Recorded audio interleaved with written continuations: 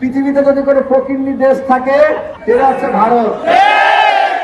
যেই পাতে খায় সেই পাতেই আমরা হুঁশিয়ারি করে বলে দিতে চাই, বাংলাদেশের মাটিতে আর কোন ভারতীয় প্রক্সিদের মেনে নেওয়া হবে না।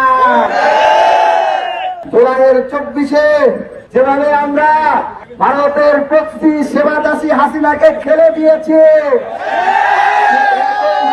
ভারতের সকল প্রক্সিকে খেলে দেওয়া হবে, সিস্টার খেলে দেওয়া হবে, ভারতীয় পোর্শনকে খেলে দেওয়া হবে।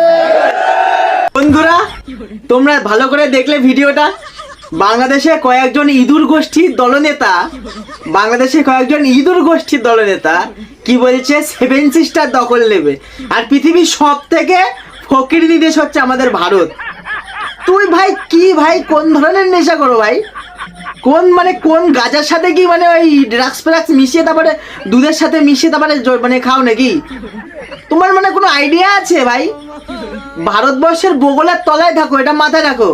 আমাদের পশ্চিমবাংলার ভারতবর্ষের লোক যদি একেবারে ইস্যু করে দেয় না, তোমাদের বাংলাদেশ ভেসে যাবে। আল্লাহ বাঙালপুত, ওই যে জ্যাঠার মেয়ে, শাসার মেয়ে, পিসির মেয়ে আছে না, এরকম 7টা মেয়ে দখল কর। 7 সিস্টার দখল করতে এসছে। ইঁদুরের মতন তো মুখ তোর, হ্যাঁ? তুই 7 সিস্টার দখল করবি?